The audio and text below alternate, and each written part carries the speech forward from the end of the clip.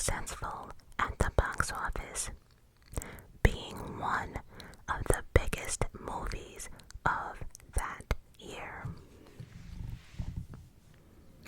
It's about a family getting terrorized by evil spirits in their home who are pissed off because the house they moved into was built over their graves. And they were especially pissed off on how their remains have been mistreated. Many people think the Poltergeist movie is cursed due to what happened to several members of the cast and the things that happened on set. So today, we are going to do a deep dive into the curious case of the Poltergeist curse, which, by the way, is one of the most creepy and disturbing urban legends associated with pop culture. So, get ready to be creeped out. So, I definitely thought this deep dive would be good for the Halloween season. Also, I do have another movie in mind that I'm going to drop next Sunday. The Omen. Oh, as I was doing the deep dive for this, I fell upon The Omen and I was more creeped out. Not gonna lie. I went to bed thinking about everything I just read. I absolutely did. But I think that's perfect for next Sunday to end October in the Halloween seasons. Cause what? Anyway, please remember to like this video. Hype. You guys have been doing an awesome job by hyping up my videos, so I truly appreciate that. And of course, do not forget to hit that subscribe button. Just hit the button. Just hit the goddamn button. I promise you'll feel better about yourself. But again, please remember to subscribe. You can always change your mind later. Now, in the comment section, let's flood the comments. Let me know. Have you ever watched the Poltergeist movies? Any one of them? And if not, let me know what movie scared you the most, like scared the shit out of you when you were little, and then you grew up and was like, why was I scared about that? Or maybe you are still scared about that to this day. I don't know. I would love to hear it. So yes, flood the comments. Flood the comments. For me, I honestly did not care for any of the Poltergeists, and honestly, I cannot really put my finger on it why I didn't like it or I didn't care for it. But I can definitely tell you this, which probably adds to it. I am a horror movie fanatic. I am. However, I do not like movies that deals with religion or people being possessed. For some reason, I do not have interest. I just have no interest in it.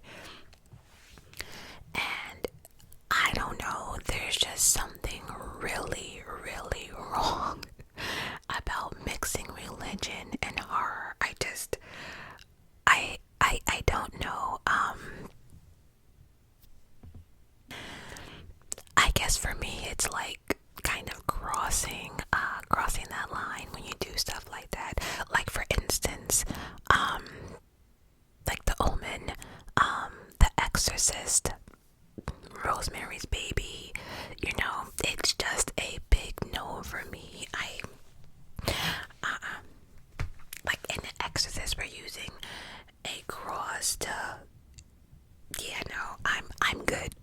It's just a complete no for me. So, let me hear your thoughts about everything I just said. So, without further ado, let's just get to. And so, it all started in 1981 when Steven Spielberg was making a haunted house movie. Poltergeist was already a movie surrounded in controversy when it began. Reason? Well, the movie is about a 5-year-old little girl named Caroline being pulled into another dimension via her bedroom closet. A well-acclaimed science fiction writer by the name of Richard Atkinson was like, oh, hell to the no, because he felt as if it was basically retelling of the 1962 Twilight Zone episode that he wrote called Little Girl Lost, in which a little girl accidentally gets trapped into another dimension, with the gateway of the strange dimension being within the little girl's bedroom. So he filed a lawsuit and was like, no, you're copying my stuff. I want my money. I want the credit. He filed a lawsuit and the case was settled out of court. I don't know what was settled, but the movie went on, so I don't know. Now, having came up with the movie story, Spielberg very much wanted to direct the movie. Spielberg was making Poltergeist with MGM Studios at that same time. At that same time, he was also working on a major film that everyone has heard of. He was working on that movie, E.T. E.T. Phone Home. Isn't that what he said? E.T. Phone Home, or E.T. Wanna Go Home? No, E.T. Phone Home. I don't know. I'm pretty sure one of y'all will correct me. But his vision was to make both movies at the same time, back to back. But MGM Studios was like, we don't want you to do that. If you're gonna do a project, we need you focused. So no, you can't do both. And actually, they wanted him to focus completely on E.T. So they put a ban on him directing Poltergeist. Oh yeah, Spielberg was like, okay, I got y'all. So, Texas Chainsaw Massacre director Toby Hopper swooped in and saved the day. He was hired to direct Poltergeist with Spielberg working on the movie, but only as a producer. But over the years, there have been several stories and theories that Toby Hopper, being the movie director, was just a cover-up to kind of shut up MGM, and that Spielberg was the true director of the Poltergeist. Even members of the cast who have spoken up about the situation felt as if Spielberg was the true director, at least co-director. And there is many photos on set of Spielberg actually directing. So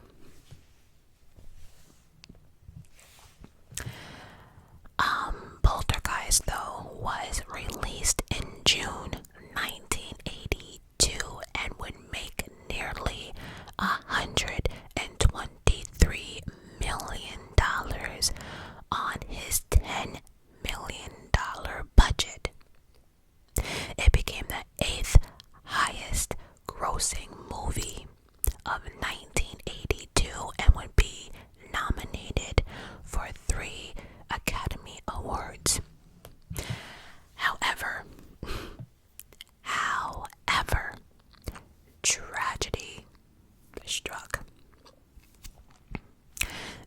so sad. Dominique Dunne, who played the eldest sibling, Dana, was killed at the age of 22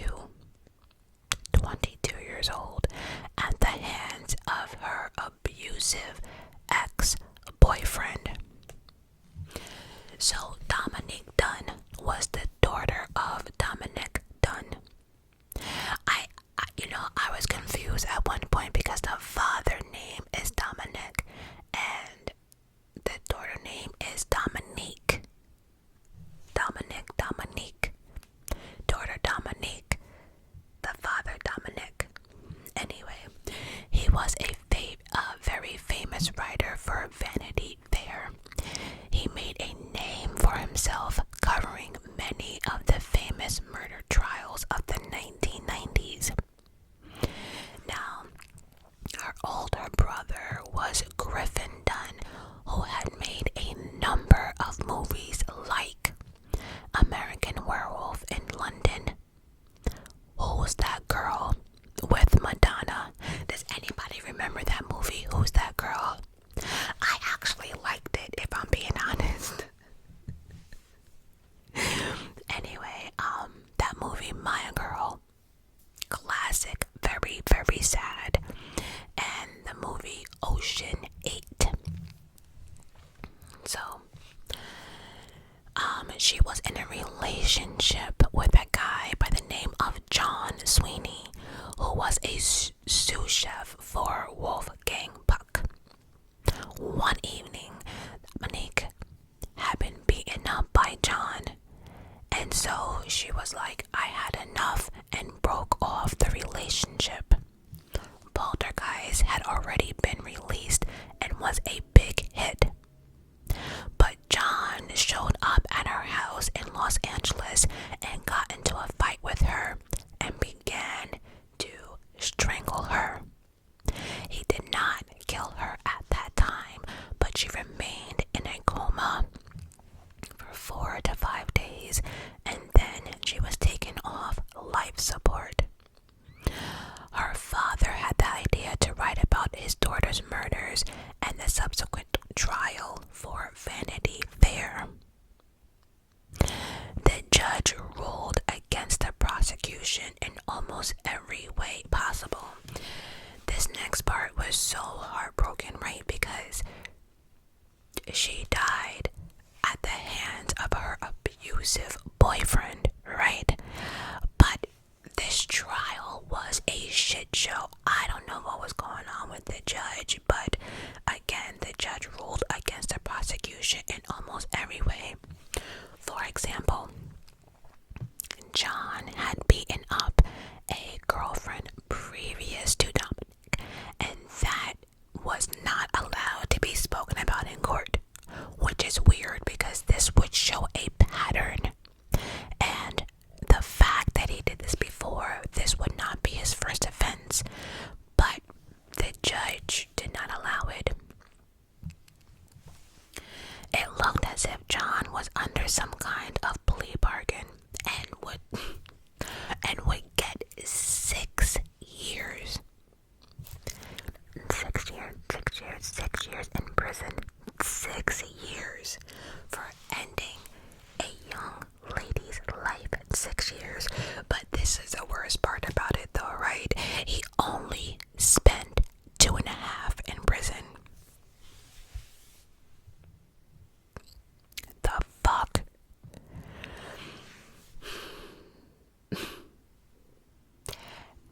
And the judge considered this whole situation a crime of passion.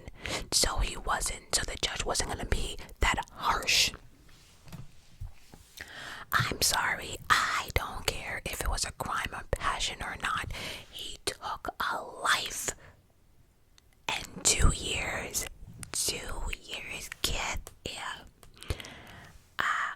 what? Now, still sticking with Poltergeist 1 because that happened during Poltergeist 1 too. Oh, that's sad. Dominique.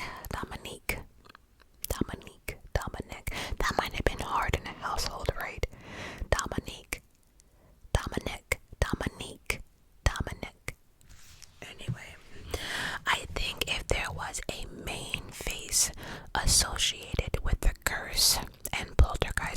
And probably the reason why I was just like, yeah, absolutely not. It'll probably be the evil clown doll from Poltergeist 1. Now, y'all know how I feel about fucking clowns. If you've been following me for a minute from my first channel, you know the clown situation. I don't like clowns. I don't do clowns. I don't associate with clowns. I don't want to say hello to clowns. I do not care for clowns. And if I'm being honest, I don't care for dolls either. Especially, like, I can let dolls slide, but porcelain dolls, absolutely not. Nope. I associate porcelain dolls with death. I feel as if porcelain dolls, they've been around for so long that they're just attached to spirits. I don't know, but they're creepy and, like, you know, yeah, no. I had to Google Annabelle. Oh yeah, see, we're not having that shit in my house. Nope.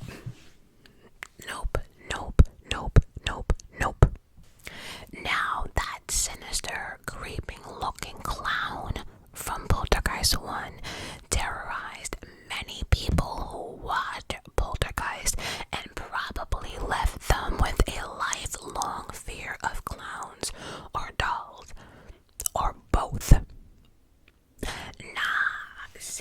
See, you know what?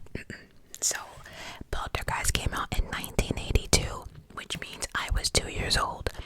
However, I was always into horror movie, right?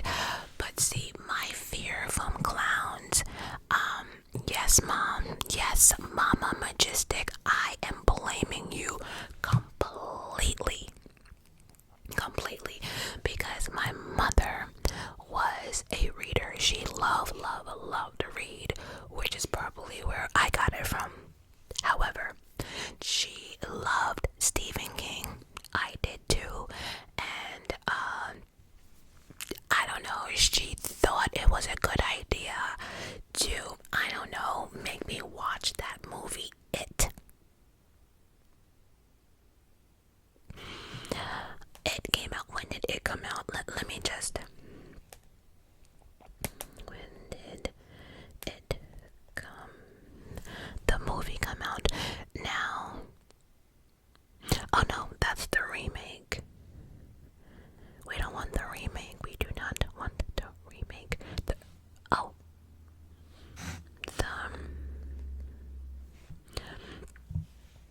So it came out in, I don't know what's going on, hold on. So the original It came out November 18th, 1990. Now, like I mentioned, the Poltergeist came out in 1982, so that would make me 2 years old, so clearly I was too young to watch any of it. However,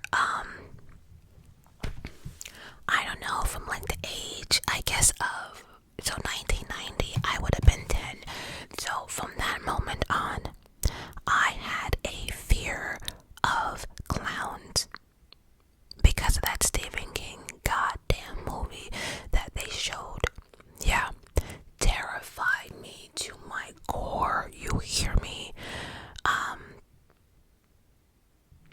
So, in her defense, you know, I was watching like Michael Myers, Jason, you know, all the Freddy Krueger, and none of that stuff really, like, okay, well, Freddy got me a little bit, but everything else, you know, I was just that girl, nothing really fazed me, right? So, she thought a clown, who knew, right? She thought I would like the movie. Absolutely not. That's where my fear began. And so, my sister was like, oh, you're a big chicken, why don't you watch show you how clowns are not that bad. This heifer thought it was a good idea to put in that movie, Killer Clowns from Outer Space.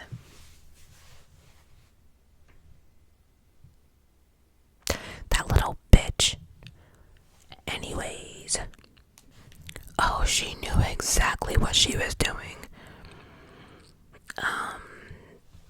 And honestly, as a grown woman, right, there's just something about clowns that just greet me, because a grown man putting on makeup and disguising himself and then going to mess with a bunch of kids, I don't like it. I don't like it. It bothers me. It actually bothers me. And if you think about it, if anything happens with this clown, right? Clown outfits are usually bigger, right? So you never know, like, the person's, body type. You don't know what they look like, because they're always wearing makeup, and the nose and the big feet. Like, just, nah, I'm good. And I'm gonna take this a little bit further. I also do not like little kids sitting on Santa Claus's lap at the mall. Yeah, I said it. I absolutely said it, because here's the thing. There's no such thing as Santa Claus, and so now you have these men who need extra cash around the holiday putting on a Santa suit. You don't know what their intentions are. You just know they're Santa for about 6 weeks, and that's it. So this is like the perfect job for anyone who wants to, it's a dream come true. You have all these kids sitting on their lap. Yeah, I have seen too many stories on, these people behind the masks, like the Easter Bunny, Santa Claus, or whatever. I get it. Don't get me wrong. I absolutely get it. I understand it, but I don't like it. And I've taken both of my nephews to see Santa, but I'm telling you like this, when they were sitting on Santa's lap, oh, me and Santa were here. Oh, I was watching them like a hawk. Like, Santa, don't play. Do not play with me. Do not let me be this angry black woman in the mall. Oh yeah, I don't play, because, yeah, no, but let's continue. Back to this creepy clown in the Poltergeist 1. So Oliver Robbins, who played Robbie, the brother, was nearly strangled to death on the set of the first movie when the evil clown doll. So there's a point in the movie that the clown doll comes and like wraps his arm around the kid, and it's supposed to be like, choking him, or like, bringing him under, or some nonsense. I don't know. The point is though that the boy was actually choking. So when the evil clown that was meant to be attacking him in the film was actually choking this poor kid, Spielberg and the crew, thinking that Robbins was just giving a really, really good performance, then they were like, wait a minute, he was actually turning blue, and they're like, oh shit, he is really being strangled. They rushed in, but how does a clown prop actually strangle you, right? It's a no for me. It's just a no for me. I don't. Yeah, I mean, he survived and he was fine, thankfully, but then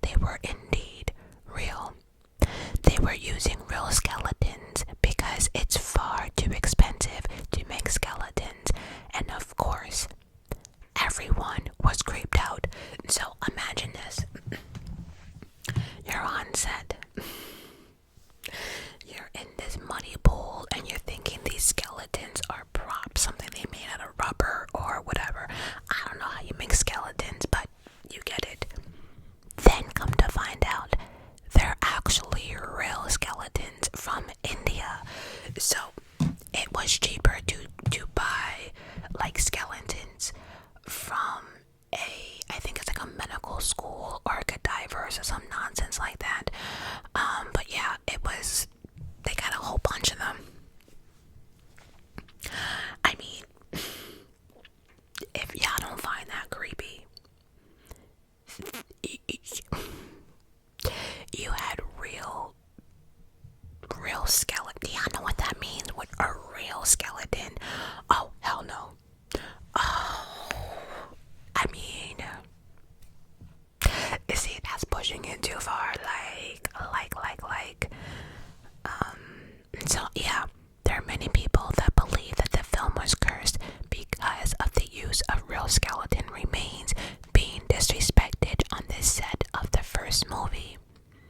And of course, this will make a lot of sense to many due to the fact that the movie is about consequences of disrespecting the remains of the dead.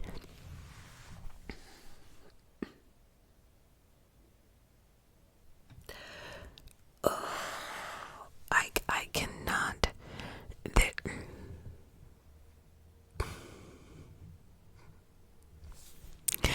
Also, there is a character by the name of Ryan.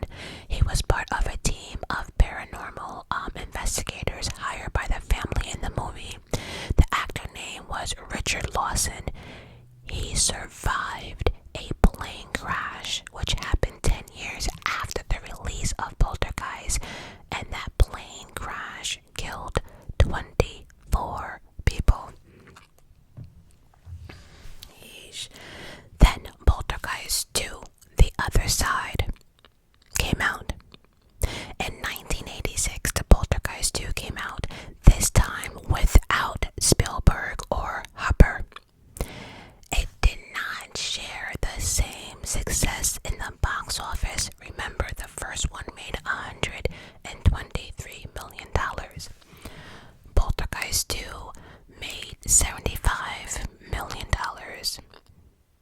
and received the same level of acclaim as the first. However, it did arguably have one of the creepiest movie, boogeyman, creepy man, whatever you want to call it, in history of cinema at that time. The evil of Poltergeist was given a face in the form of the ghost of an old cult leader named Reverend Kane. Now, Julian Beck played Reverend Kane. Y'all know what I'm talking about, right? Y'all know it was that creepy old guy that they use a lot for the marketing. You know, he wore that black hat, all in black. The creepy old man, yes. Even if you had not watched the movie or any of the movies, I'm pretty sure you know who I'm talking about. If not, Google it. I do want everyone to Google it right now because you have to see what I'm talking about to get this next part, because it is triple creepy for me. And so, and actually this might help some of y'all out. He was the old man that was screaming, that was yelling, screaming, whatever. Y'all all are going to die. You are going to die. He was just the creepiest thing. Well, Julian Beck died of stomach cancer. He was actually battling stomach cancer and dying on the film. There was nothing they can do. He was actually dying. And yeah, during Poltergeist II, his health condition added to the eerie appearance of Reverend Kane, making him even more terrifying on screen. So he was thin, fragile, looking like a it's now sad knowing what we know,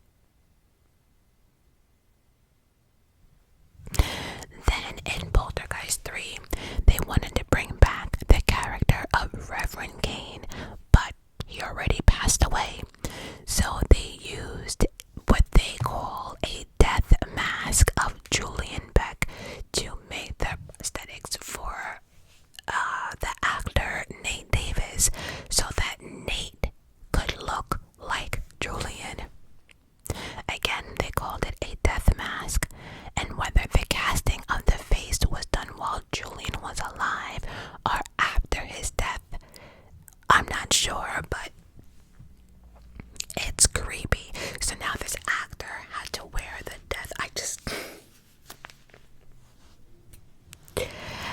Yeah, and so we're not even done. Apparently, there was weird energy on the set of Poltergeist 2 with strange occurrences happening.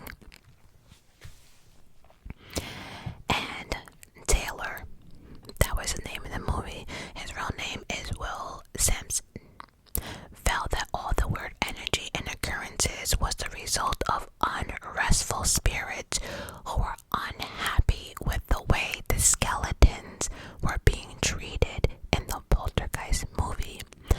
So Will Sampson, who actually played the medicine man who was helping the family, was also a shaman, a person who acts as a mediator between the natural and the supernatural, was allowed on set after hours to perform an exorcism to try to rid the production of its demons. 2 years after the Poltergeist release, Poltergeist 2, the actor who performed the exorcism died of kidney failure and malnutrition at the age of 53.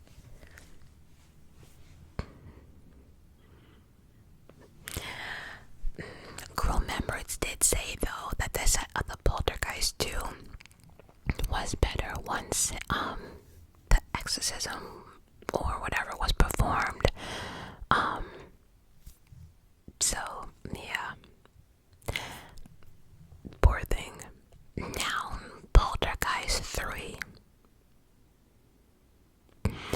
Poltergeist 3 is where Caroline, the little girl, goes to live with her aunt and uncle because her family did not survive in the last one, right? So she moved in with this new family.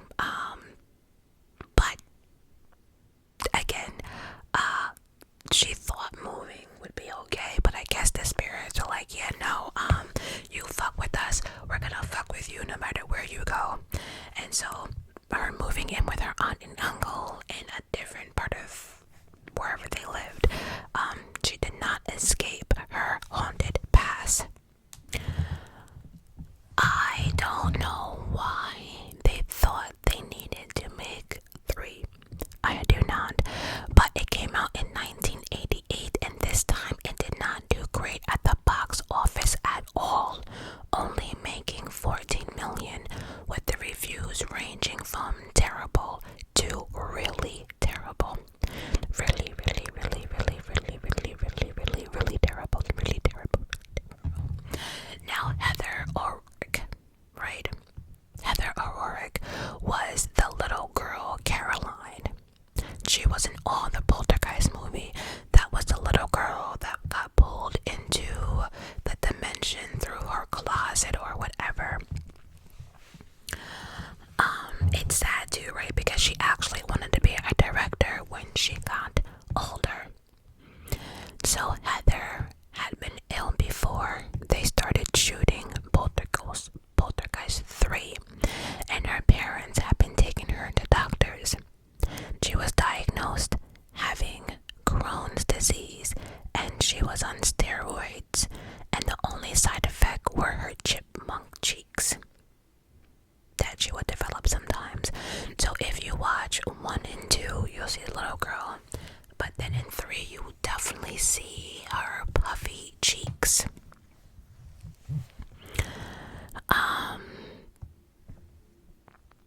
Unfortunately, again, she was on steroids for Crohn's disease. Unfortunately, they were treating her for something that she did not have. She was being treated for Crohn's disease, but she actually had an obstruction.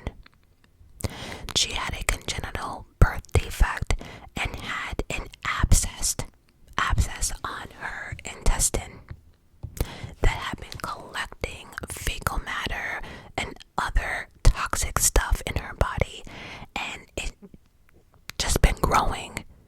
And as it grew, it was like in a sack, like a little balloon type of thing. And so it was just building up of toxins. And then one day, that sack or balloon-ish type of thing popped. So all that fecal matter and other toxins is now into her bloodstream. And so the morning that it happened, she went into toxic shock, and that was it. She died at the age of 12.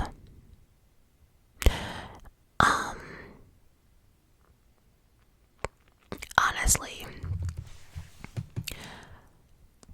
because I was watching clips of Poltergeist 3, it is so sad looking at her, knowing with the puffy face, knowing that she wasn't even getting treated properly. They were misdiagnosing her, and you just know that throughout that movie, she won't make it out. It's just really, really sad. It's kind of unsettling in a sense. I don't know, everyone who was working on the film did not want to complete the movie because she died before they were able to finish filming.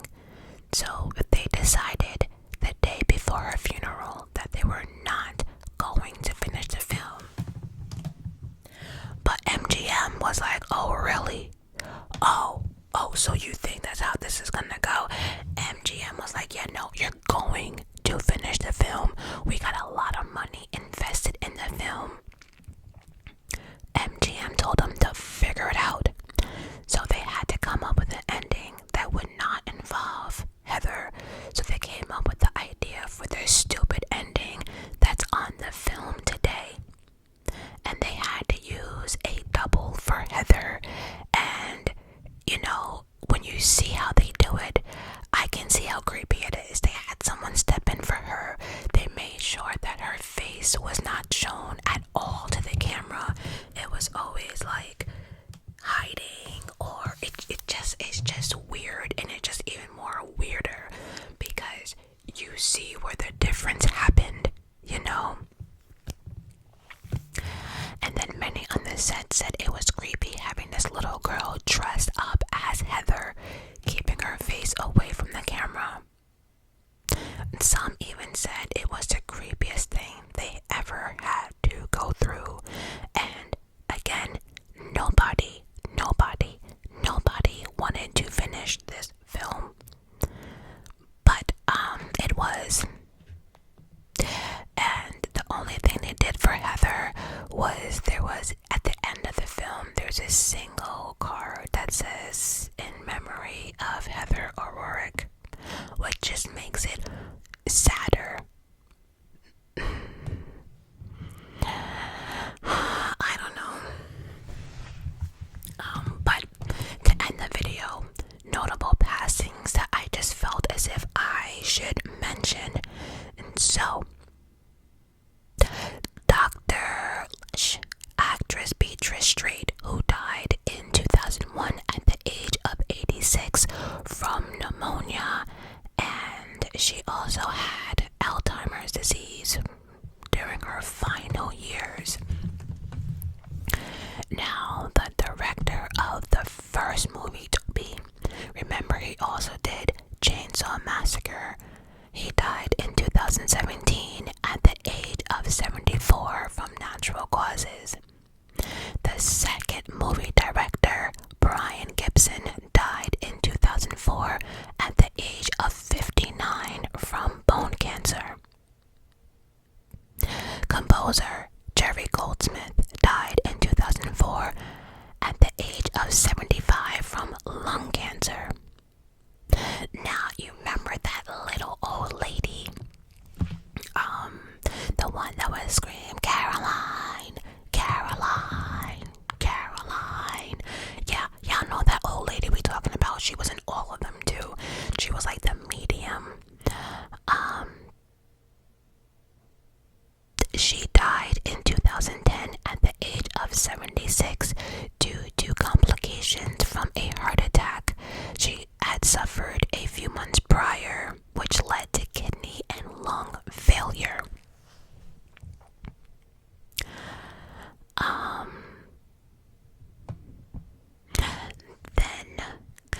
Then lastly, Mr. Teague, actor James Karen. Now he was actually the developer, the one that actually built the house over the cemetery or whatever.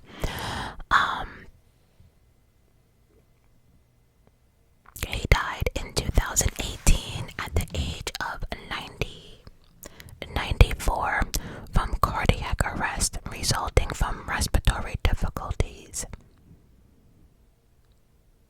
And actually, he was in Poltergeist 1 and 2, but he also played a lot in 1, 2, and 3 of The Return of the Living Dead.